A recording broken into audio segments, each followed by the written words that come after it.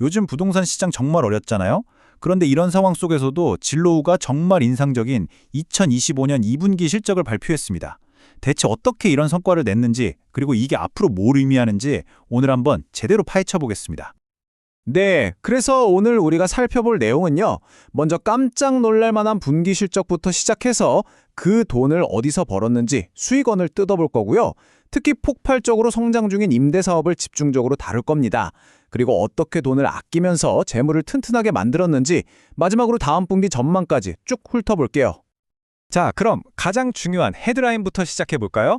결론부터 말하자면 진로우가 모두의 예상을 깨고 정말 강력한 실적을 보여줬습니다.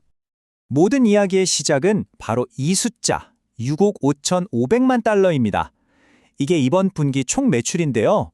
진로가 스스로 예상했던 것보다도 훨씬 높은 수치예요. 정말 대단하죠. 그리고 이게 그냥 큰 숫자가 아니고요.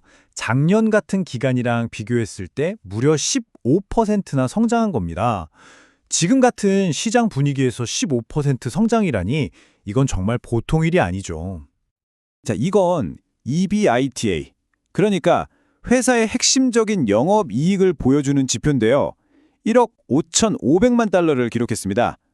이것도 자신들이 제시했던 전망치 중에 가장 높은 수준에 딱 도달한 거예요. 근데 정말 중요한 건 이겁니다. 이번 분기 흑자가 처음이 아니라는 거죠. 벌써 2분기 연속 흑자예요. 이건 뭐랄까 어쩌다 한번 잘한 게 아니라 이제는 꾸준히 이익을 내는 체질로 바뀌고 있다는 아주 강력한 신호라고 볼 수 있습니다. 알겠습니다. 실적 좋은 건 알겠는데 그럼 이 엄청난 성장이 도대체 어디서 나온 걸까요? 이제 진로우의 수익 구조를 한번 자세히 들여다보겠습니다. 진로우의 매출은 크게 두 가지로 나뉩니다. 보시다시피 주택매매 관련 수익이 4억 8,200만 달러로 가장 큰 비중을 차지하고요. 그 뒤를 임대 수익이 1억 5,900만 달러로 바짝 쫓고 있는 모습이죠. 바로 이 부분에서 진로우가 얼마나 잘하고 있는지가 드러납니다. 진로우의 매매 사업이 9% 성장하는 동안 전체 부동산 시장은 겨우 1에서 2% 성장하는 데 그쳤거든요. 이건 그냥 시장이 좋아서 같이 성장한 게 아니라 시장 점유율을 다른 곳에서 뺏어오고 있다는 명백한 증거입니다. 가끔 베이시스 포인트라는 말이 나오면 좀 어렵게 느껴지시죠? 이거 사실 아주 간단해요. 100 베이시스 포인트가 그냥 1%라고 생각하시면 됩니다. 그러니까 진로우가 업계 평균보다 무려 7에서 8%포인트나 더 빨리 성장했다는 거고요. 이건 정말 어마어마한 차이입니다. 우와, 근데 매매 사업 안을 좀 더 자세히 보면요. 더 놀라운 숫자가 숨어 있습니다. 바로 주택담보대출, 즉 모기지 사업인데요. 작년 대비 성장률이 무려 41%예요. 거의 폭발적인 수준이죠. 자, 이제 진로의 성장 엔진 중에서도 지금 가장 뜨겁게 타오르고 있는 곳이죠. 바로 임대사업 부문으로 넘어가 보겠습니다. 임대사업 전체가 작년 같은 기간보다 무려 36%나 성장했습니다. 네, 36%요. 정말 입이 떡 벌어지는 숫자입니다.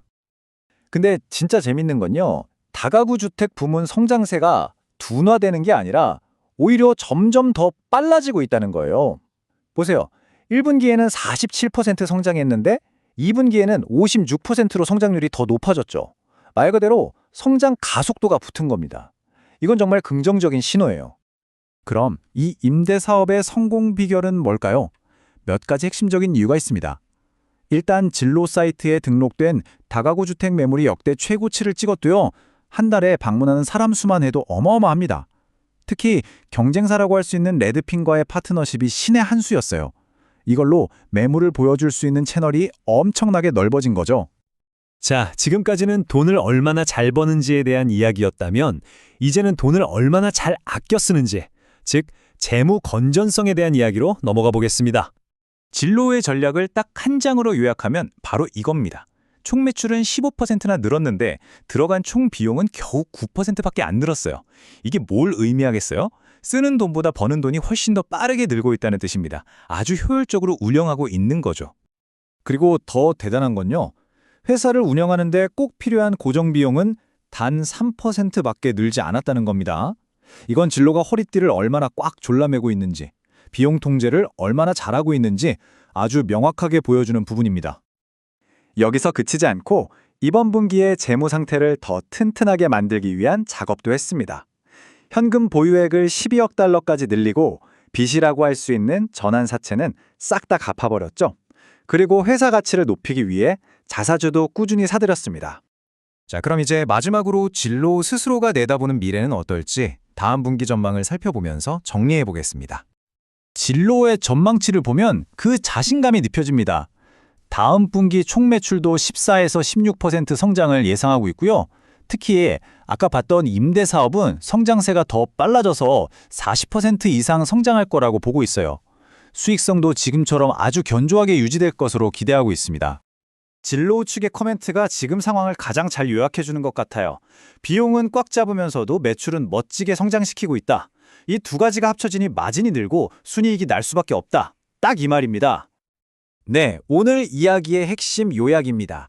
진로는 명확한 목표를 가지고 성장하는 동시에 재무 관리를 아주 철저하게 하는 이 두 가지 전략을 성공적으로 실행하면서 이 어려운 시장을 이겨내고 있습니다.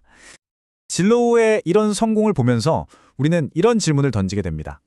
집을 구하는 것부터 대출, 임대까지 모든 걸 한 곳에서 해결해주는 진로의 원스톱 모델이 앞으로 이렇게 어려운 시장에서 살아남기 위한 새로운 성공 공식, 새로운 표준이 될 수 있을까요? 여러분은 어떻게 생각하시나요? 참 흥미로운 질문인 것 같습니다.